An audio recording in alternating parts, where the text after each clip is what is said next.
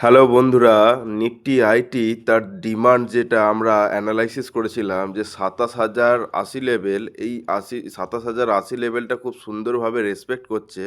তো দেখো এটা আমি মান্থলি চার্টে খুলে নিয়েছি, খুব সুন্দরভাবে লোয়ার লো কন্টিনিউ লোয়ার লো ফরমেশন করার পরে এই যে ডিমান্ড আমাদের যেটা অ্যানালাইসিস ছিল যে আগের একটা র্যালি, এই র্যালি থেকে প্রাইস আবার সাপোর্ট নিয়ে আবার নতুন র্যালি করছে, তারপরে আবার এসে এই সাপোর্ট জায়গায় এসছে। তাহলে আগের যেটা সাপোর্ট ছিল এটাই আমাদের এখন সাপোর্ট হিসেবে কাজ করবে। তো ২৭,০০০ লেভেলটা খুব সুন্দরভাবে রেসপেক্ট করছে।